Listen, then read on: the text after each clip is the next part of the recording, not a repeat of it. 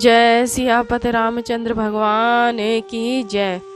पंचषष्टितमः सर्गः। भारद्वाज आश्रम में निवास।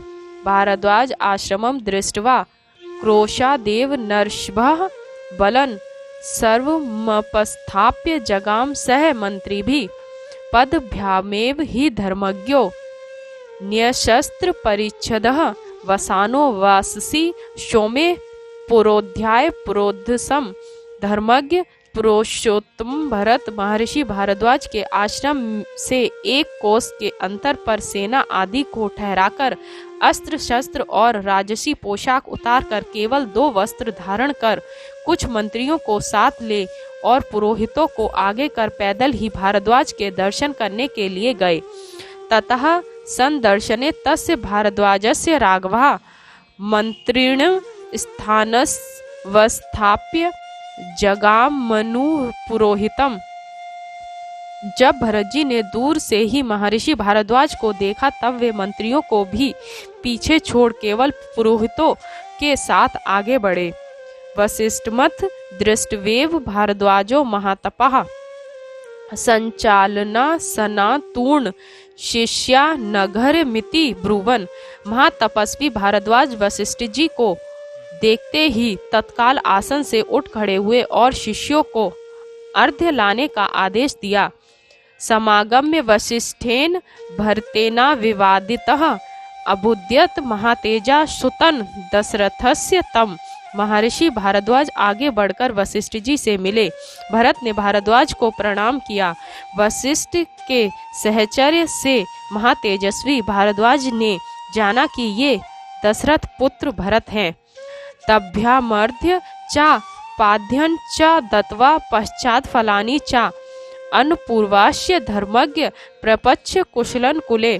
धर्मात्मा भारद्वाज ने उन दोनों को क्रम पूर्वक अर्घ्य पाघ्य और फल देकर उनके कुल का कुशलक्षेम पूछा। वशिष्ठो भरतश्चेनम प्रपच्छ तुरनाम्यम शरीरे अग्निषु वृक्षेषु शिष्येषु मृग पक्षिषु।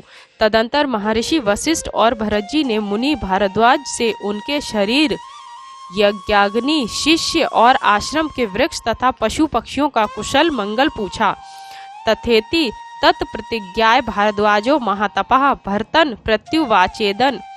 राघव स्नेह बंधनात् महातपस्वी भारद्वाज ने सबका कुशल मंगल बताकर श्री राम के साथ स्नेह होने के कारण भरत जी से पूछा किमि महागमने कार्य तव राज्यन प्रशासतः एतदश्व में सर्व ना ही में शुद्धते मनः।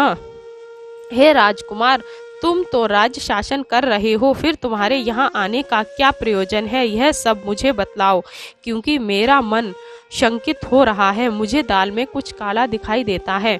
ए मुक्तो भारद्वाजन भरता प्रत्युवाच हा प्रयश्रुण्यानो दुखाद्वाचा संचय मान्या। भारद्वाज के ऐसा कहने पर भरत जी ने दुख के कारण आंखों में आंसू भरकर तथा लड़खड़ाती हुई वाणी से कहा, हतोऽस्मि यदि ममेवन भगवानपि मन्यते मनतो न दोषमाशंके नेवन ममनुषाधि ही।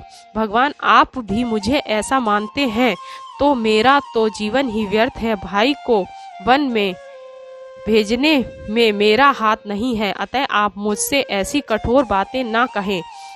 अहम तु तम नर व्याघ्र मूप यातः प्रसादकः प्रतिनेतुम योध्याम चा पादो तस्याभिवंदितुम। मैं तो उस नर केसरी को प्रसन्न कर अयोध्या में लौटाने और उनकी चरण वंदना करने के लिए जा रहा हूँ। त्वं ममेवगतं मत्वा प्रसादेन कर्तु महर्षि शंस में भगवन रामः क्व संप्रति महीपति। भगवान मेरे मनोभिप्राय को जानकर आप मुझ पर प्रसन्न हो और मुझे बताइए कि पृथ्वीनाथ राम इस समय कहाँ हैं।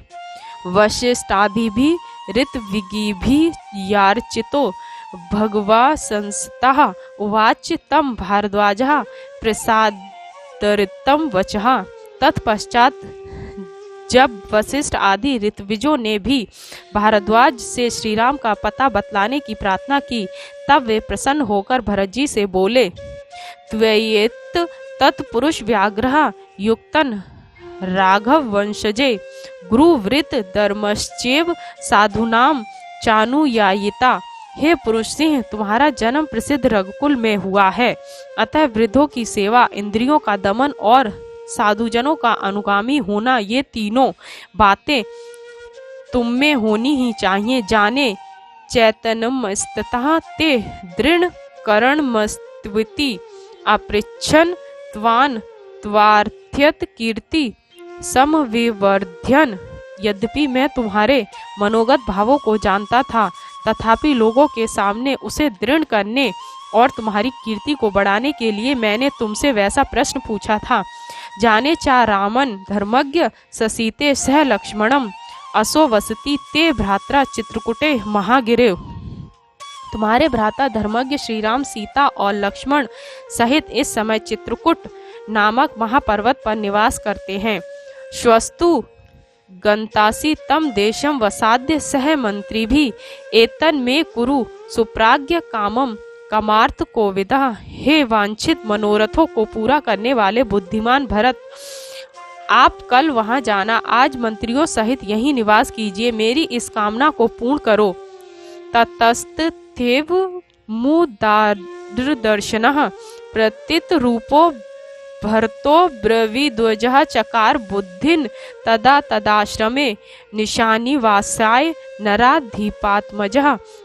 जब महर्षि भारद्वाज ने इस प्रकार कहा, तब उदार मना एवं यशस्वी राजकुमार भरत ने ऋषि की आज्ञा मान रात भर ऋषि के आश्रम में रहना स्वीकार कर लिया।